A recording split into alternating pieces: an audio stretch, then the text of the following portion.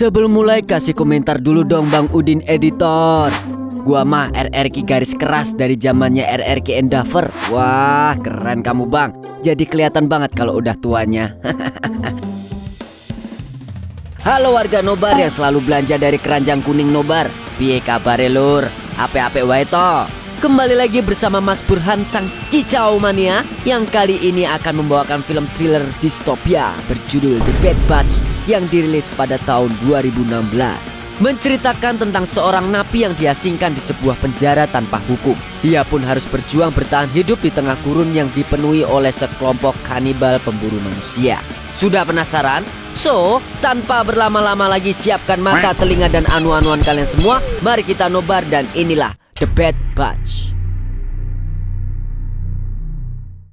Film diawali dengan menampilkan seorang cewek bernama Arlene Mae Johnson yang ditandai dengan sebuah kode berseri bertuliskan BB5040 di bawah telinganya. Dengan memiliki kode berseri itu, dia pun sudah resmi menjadi tahanan ke-5040 di sebuah penjara misterius yang disebut Bad Batch. Berbeda dengan penjara lain pada umumnya, Bad Batch memiliki sistem hukuman paling kejam, di mana para tahanan harus bertahan hidup dengan caranya masing-masing di sebuah wilayah padang pasir yang tidak bisa dijangkau oleh siapapun dan tidak memiliki hukum yang berlaku. Bahkan, mereka hanya disediakan perbekalan berupa 1 buah roti dan sebotol air minum.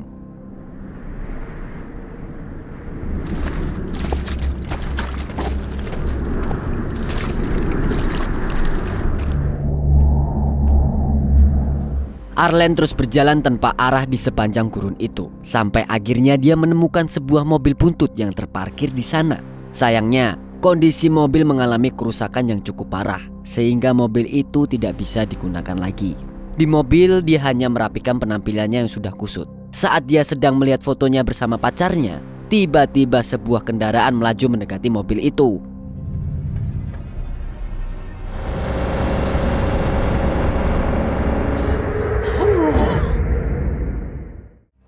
Saat sadar, Arlene sudah menemukan dirinya dalam kondisi terlentang dan dirantai. Tidak lama kemudian, seorang wanita datang menghampirinya. Ternyata wanita itu adalah orang yang mengejarnya tadi. Dia terlihat menyuntikkan obat bius di salah satu tangan Arlene. Bahkan yang lebih plot twistnya lagi, dia membawa sebuah gergaji untuk si salah satu tangan dan kakinya Arlene, hingga membuat Arlene berteriak kesakitan hingga pingsan.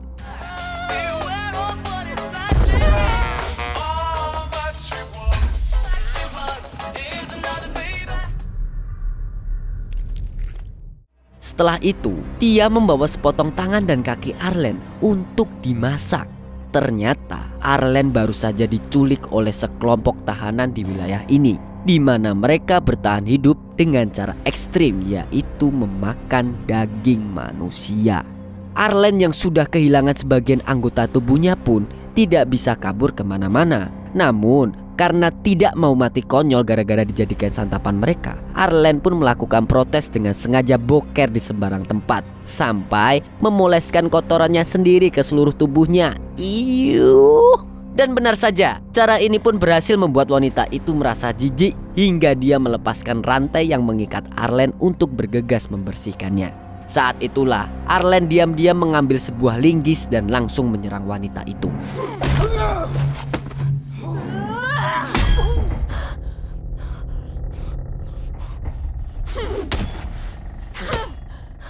Setelah berhasil melumpuhkan si wanita kanibal, Arlene menyeret tubuhnya secepat mungkin untuk kabur sambil bersembunyi dari pandangan siapa saja. Beruntungnya, dia menemukan papan skateboard dan menggunakannya untuk membantunya bergerak dengan lebih mudah.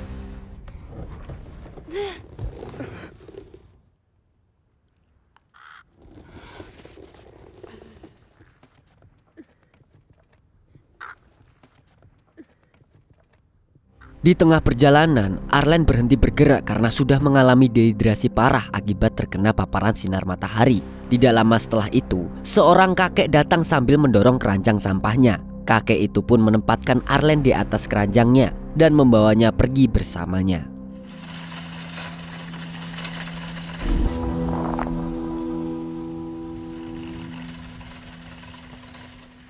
Setelah berjalan kaki berpuluh-puluh kilometer jauhnya, akhirnya mereka sampai di sebuah tempat bernama Comfort. Saat tiba di sana, Arlen pun disambut oleh para tahanan lain yang berjaga di pintu masuk. Sedangkan si kakek yang menolongnya langsung pergi tanpa mengatakan apapun.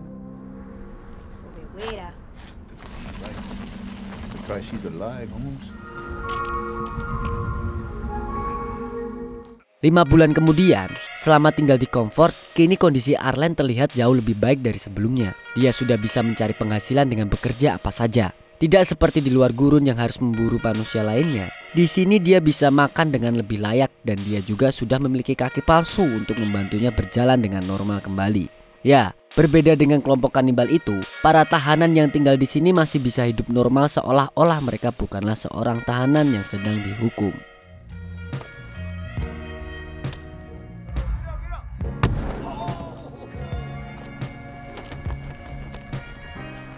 Di tempat lain, terlihat seorang cowok berbadan kekar dengan penampilan yang sangar dan menyeramkan.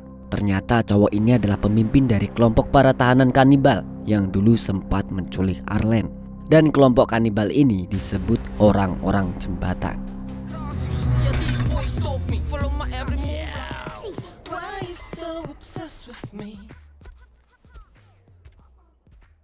Meski wajahnya sangar, tapi cowok yang wajahnya mirip Jason Momoa ini memiliki hati sehalus Hello Kitty.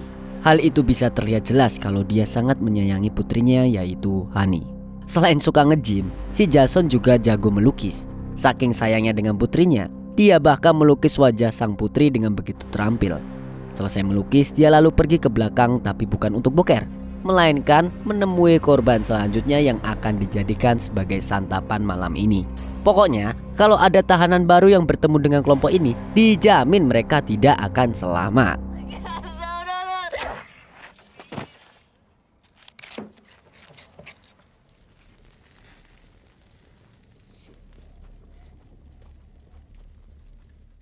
Di hari berikutnya, Arlen membeli sebuah pistol yang akan digunakan untuk berlatih menembak burung gagak supaya bisa makan daging yang enak. Kemudian dia berjalan keluar dari wilayah Comfort dan terus berjalan menjauh sampai akhirnya tiba di tempat barang rongsokan. Di sana dia tidak sengaja melihat kendaraan dari orang yang pernah menculiknya. Tidak lama setelah itu, dia bertemu dengan putrinya Jason, Honey, yang datang bersama dengan seorang wanita. Mengenali si wanita adalah anggota kelompok kanibal, Arlen langsung menembak kepala wanita itu dengan pistolnya sebagai balas dendam atas apa yang pernah mereka lakukan padanya waktu itu.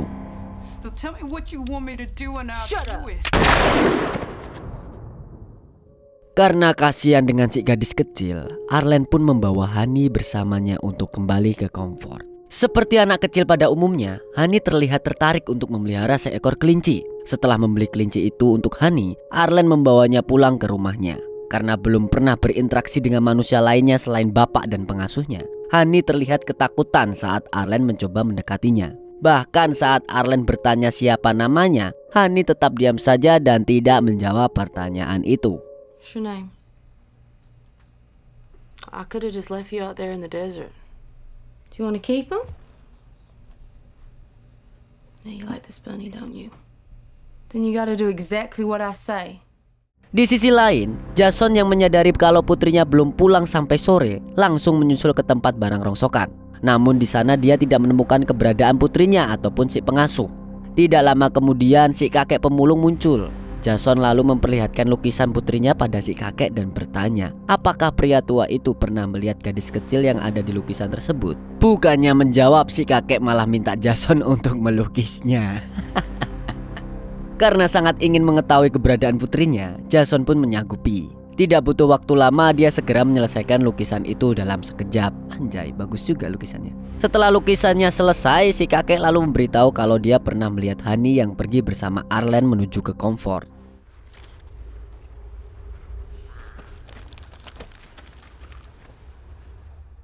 Sementara itu, Arlen masih berusaha menjalin kedekatan bersama Honey sampai sekarang. Bahkan di malam harinya, dia juga mengajak Honey untuk jalan-jalan di pasar malam sambil melihat kegiatan para tahanan yang sedang berpesta di sana. Saat itulah, pemimpin Comfort yang sering dipanggil Dream itu menampakkan dirinya di hadapan para pengikutnya. Kok kayak kenal sih sama dia? Walah, ternyata memang Keanu Reeves alias John Wick. Wah, gak nangka saya ternyata dia ada di film ini. Dan berbeda dengan Jason yang brutal dan kejam, Dream sendiri terkenal dengan gaya kepemimpinan yang santai dan bebas. Dia bahkan juga menciptakan mata uang sendiri yang sering digunakan oleh orang-orang di Comfort sebagai alat transaksi. Hal itulah yang membuat para pengikutnya sangat menghormati Dream karena bisa memberikan mereka kebebasan untuk bersenang-senang. It's time to find the dream.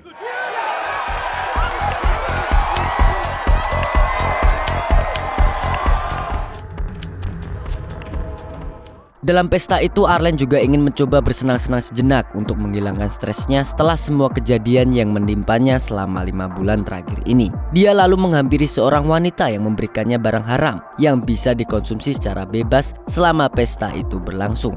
Namun saat itu Arlen belum sadar kalau Honey sudah menghilang karena mencari kelincinya yang kabur. Tanpa diduga, Honey tidak sengaja berpapasan dengan Dream dan istrinya yang sedang bunting. Dream pun langsung mengajak Honey ke rumah mewahnya tanpa diketahui oleh Arlen yang masih teler gara-gara mengkonsumsi barang haram itu. Where did that kid go? Where did that kid go? What did I do? Setelah menyadari Honey menghilang, Arlen mulai pergi mencarinya sambil bertanya pada orang-orang di sana. Sayangnya, karena dia masih teler, dia malah tidak sadar kalau sudah berjalan jauh keluar dari wilayah Comfort. Saking telernya, dia sampai berhalusinasi seolah-olah sedang melihat sebuah pemandangan yang begitu indah di hadapannya. Bukan hanya itu, dia juga berbicara melantur dan tidak menyadari apapun yang ada di depannya sekarang.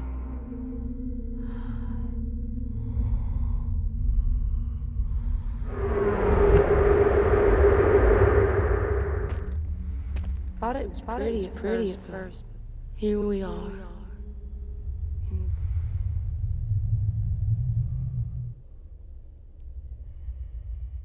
Keesokan paginya, saat bangun dia menemukan dirinya sudah terbaring di wilayah terbuka. Dia juga baru menyadari kalau kaki palsunya diambil oleh Jason yang sebenarnya sudah ada bersamanya sejak semalam. Tanpa basa-basi, Jason menanyakan soal putrinya itu kepada Arlen dengan menunjukkan sketsa wajah Honey. Namun saat itu Arlen berbohong dengan berkata kalau dia belum pernah bertemu dengan gadis kecil itu. Tentu saja, Jason tidak langsung percaya dengan ucapan Arlen. Dia malah mengancam Arlen untuk segera mencari putrinya yang saat ini berada di Comfort. Jika Arlen tidak bisa menemukan Honey, maka nyawanya akan menjadi taruhannya.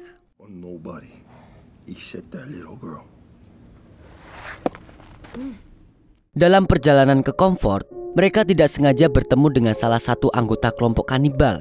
Pria itu pun menawarkan ingin menukar persediaan bensin motornya dengan tubuh Arlen untuk dijadikan santapan kelompok mereka. Awalnya Arlen mengira kalau Jason akan menolak karena Jason masih membutuhkannya untuk menemukan putrinya yang hilang. Tapi ternyata tanpa ragu-ragu Jason menyerahkan Arlen kepada pria kanibal itu, lalu pergi sambil membawa bensin tersebut. Tapi siapa sangka semua itu hanyalah akal-akalan Jason saja. Jason pun berbalik dan melempar kedua pisau jagalnya yang tepat mengenai punggung pria kanibal itu.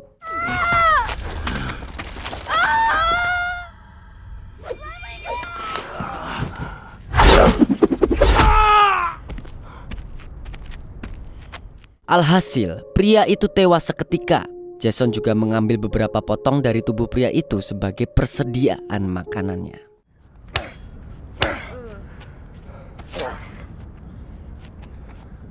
Setelah itu mereka melanjutkan perjalanan dengan membawa motor milik pria kanibal yang tewas itu. Dalam perjalanan, si Arlen kebelet pipis sehingga mereka harus berhenti di tengah-tengah gurun. Tidak lama kemudian tiba-tiba badai pasir datang.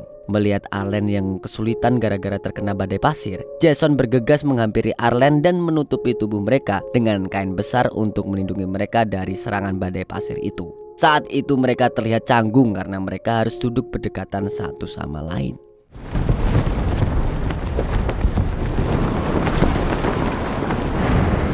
Malamnya mereka memutuskan untuk beristirahat di tengah-tengah gurun sambil menyate potongan tubuh si pria tadi untuk makan malam. Tentu saja saat itu yang memakan daging itu hanyalah Jason, sedangkan Arlen cuman melihat Jason yang begitu menikmati memakan daging manusia itu.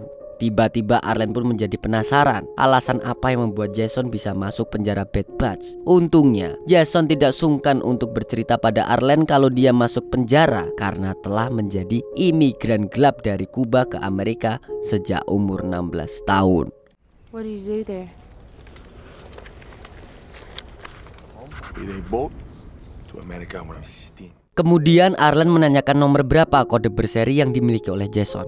Tapi saat Jason hendak memperlihatkan nomornya itu, momen itu malah dimanfaatkan oleh Arlen untuk mengambil pisau milik Jason. Meski Arlen mengancam akan membunuhnya, tapi Jason sama sekali tidak merasa takut. Dan bahkan dengan santai dia menempelkan pisau itu ke perutnya.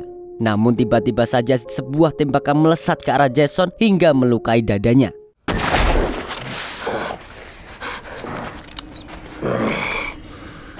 Dan ternyata tembakan itu berasal dari salah satu tahanan yang berhasil kabur dari pemukiman kelompok kanibal tersebut. Melihat Arlen yang telah kehilangan tangan dan kakinya, pria itu menebak kalau Arlen pasti juga salah satu korban komplotan kanibal tersebut. Dia pun mengajak Arlen untuk ikut bersamanya menuju ke Comfort. Pada akhirnya, Arlen memilih untuk kembali ke Comfort karena dia sendiri juga tidak suka dekat-dekat dengan pimpinan kelompok dari orang-orang yang telah membuatnya cacat seperti sekarang.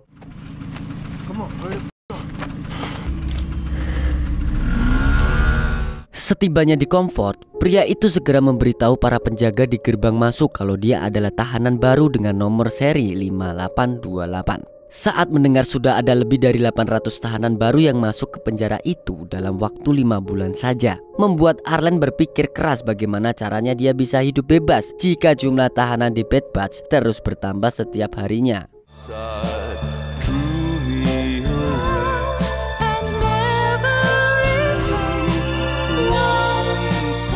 Memikirkan hal itu malah membuat Arlen jadi kepikiran dengan kondisi Jason yang sedang terluka. Pada akhirnya dia memutuskan untuk kembali ke tempat terakhir dia bertemu dengan Jason untuk mengecek kondisinya. Sayangnya Jason sudah tidak ada dan dia hanya menemukan buku sketsa milik Jason yang terjatuh di sana.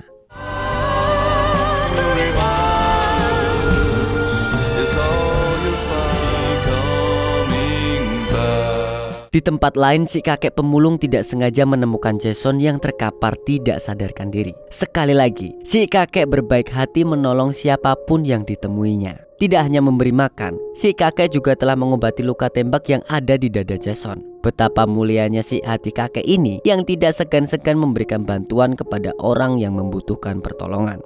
Di saat yang lainnya sibuk berburu satu sama lain, si kakek malah lebih memilih menolong sesama.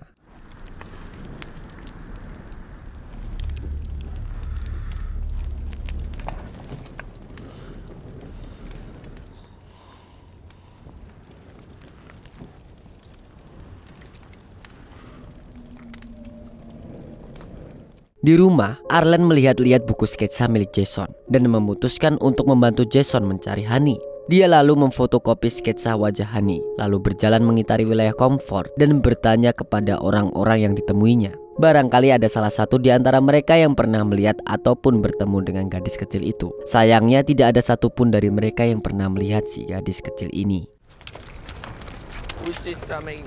Yeah, I need to find a kid, little girl. Yeah. Thank you. I'll call you later. Namun tiba-tiba dia tidak sengaja melihat Honey pergi bersama istrinya Dream. Semenjak Honey tinggal bersama Dream, dia memang sudah dianggap seperti anaknya sendiri dan selalu dimanjakan dengan makanan enak dan fasilitas mewah di rumah Dream.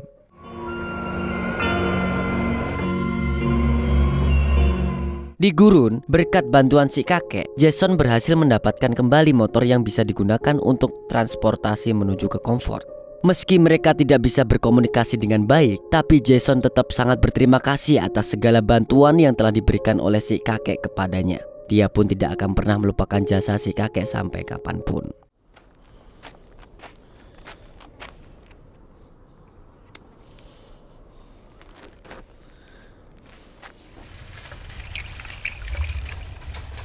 Menjelang malam, Arlen mendatangi kediaman Dream untuk mencari Honey. Saat masuk ke dalam, dia melihat banyak wanita yang sedang mengandung tinggal di sana. Ternyata semua wanita itu adalah para haremnya Dream. Selain itu, selama ini Dream mendapatkan banyak uang untuk memenuhi hidup mewahnya dengan menjual barang haram yang dibuat sendiri oleh para haremnya.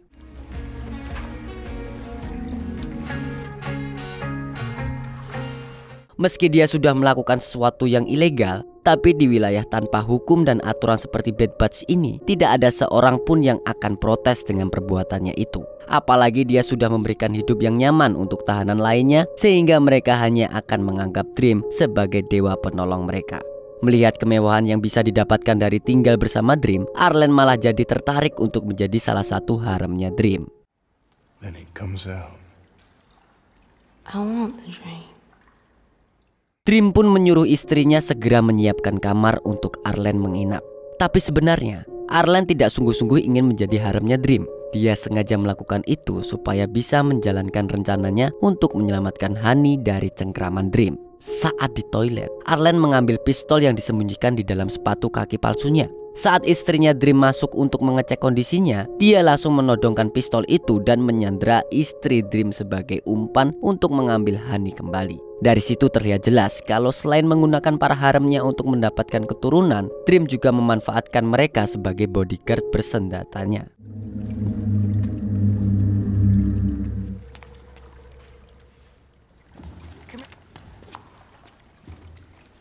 Promise me something. Setelah berhasil menyelamatkan Honey, Arlen keluar dari kediaman Dream dengan aman tanpa terluka sama sekali. Setelah meninggalkan istri Dream di depan gerbang, Arlen melajukan kendaraannya dan mulai pergi menjauh dari Comfort dan kemungkinan tidak akan kembali lagi ke sana.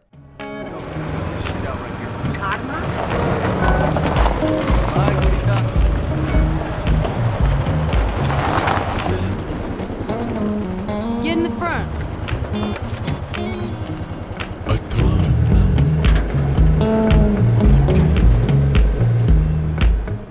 Saat dalam perjalanan, akhirnya mereka bertemu dengan Jason.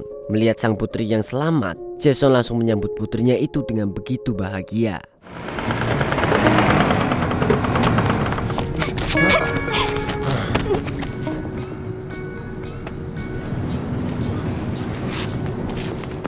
Saat bertemu Jason, Arlen berkata kalau dia bermaksud untuk ikut tinggal bersama Jason dan Honey saja.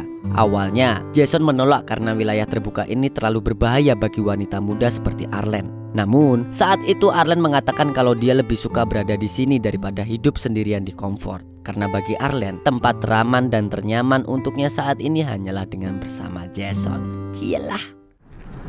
I'm not going back there.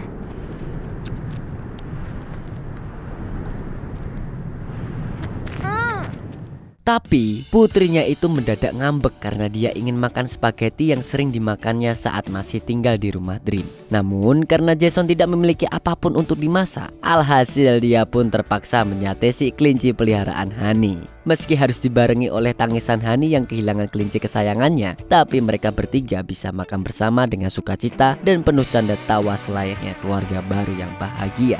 Lalu film pun tamat.